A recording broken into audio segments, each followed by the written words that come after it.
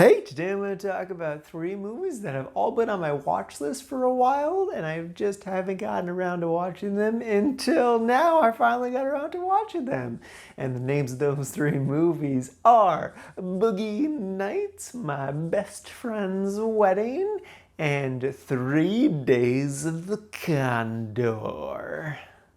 First up is Boogie Nights. This is a 1997 film starring a ton of actors that you know, except young and really skinny. The basic premise is it's about the porn industry in the late 70s and early 80s. And even though it's about porn and porn stars, it's not a sexual movie, not really a sexual movie. There's like little bits of sexual, but like the third movie I'm going to talk about today is more sexual than this movie is. And that's kind of saying something. I kind of thought Mark Wahlberg was going to be essentially the main character, and he kind of is. He's kind of the connective tissue to everything. He also serves as like the audience surrogate, but really it's an ensemble piece. Like kind of every character gets a time to shine.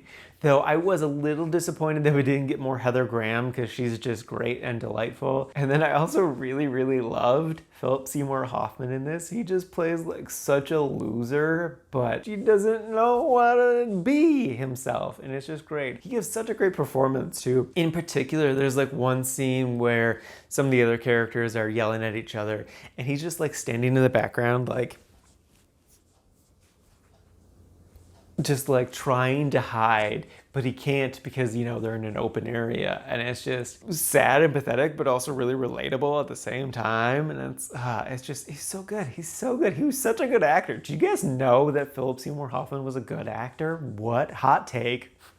So yeah, I thoroughly enjoyed this movie. I definitely recommend it. Don't let it being about porn dissuade you. It's a damn good movie. I have to say, if you have seen the movie, I love the final shot of the movie. That's something that I wanted to see, but just I fully accepted that we were never gonna see that. That was not gonna happen, and I was fine with that. We didn't need to see it. It makes me happy as a person that we got to see that moment, and that's the perfect ending to this movie. It was just great. And if you wanna know what I'm talking about, you have to watch the movie.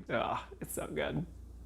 Next up is My Best Friend's Wedding. This is also a 1997 movie. This one's starring Julia Roberts. The basic premise is that Julia Roberts' best friend is about to get married, and she isn't happy about that. Even though her whole life she has not been a fan of getting married or really even committing herself to a person or a location. Now that she suddenly can't have this thing that she didn't even realize she wanted, she wants it really bad. I went into this movie with very low expectations. I just thought it was gonna be like some dumb rom-com thing. I don't know, just turn your brain off, whatever. And I was wrong, and I love this movie. It's terrific. And it kind of annoys me how great it is. Even from like the first scene in the movie, the opening credits of the movie plays out over this stylized music video that's so pink and ridiculous. But it perfectly sets up the tone of the movie and really just helps you get immersed into this world. I actually love it when movies do stuff like this. Even though you do sit down to watch a movie, it takes you a second to just, you know, get into the world that is this movie. And this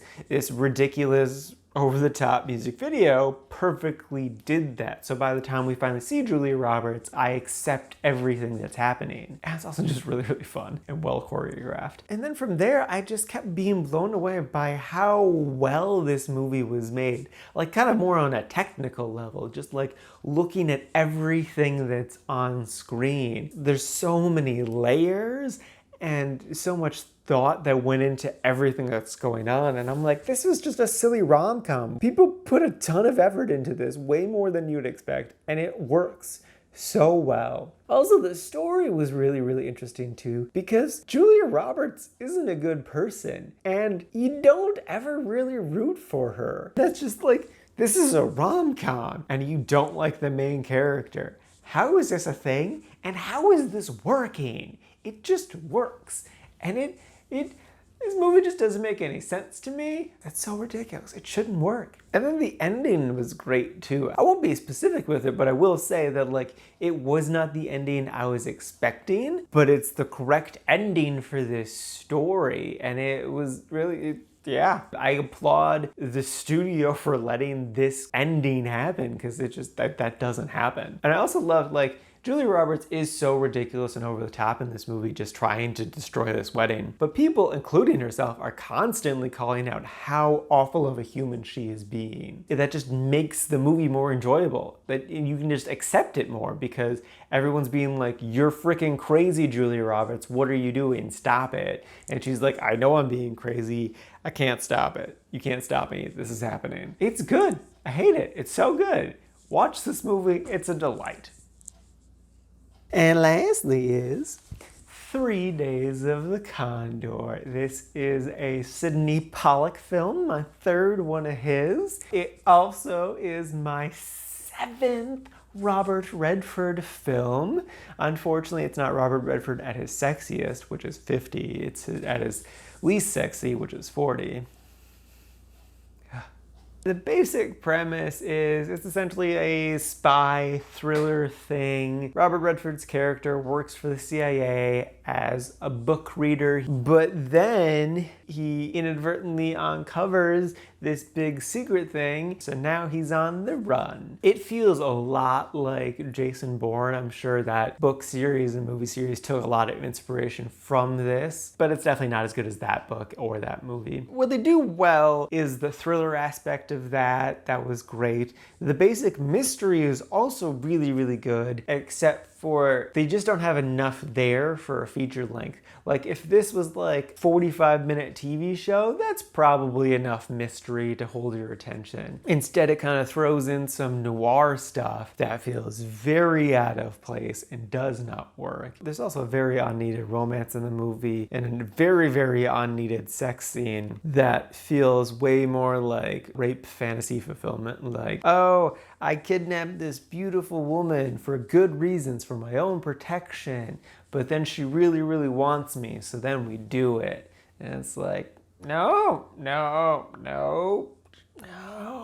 But even with that grossness and all that other stuff, it was still an enjoyable movie. I don't hate this movie, even though I did kind of talk more about the bad stuff than the good stuff. It was middle of the road. It was a middle of the road movie. If you're really into thrillers, go for it. Otherwise, it's skippable. Alright, now for today's rankings. First up, we got Boogie Nights sitting at number 25 in the really like section. It's really up there.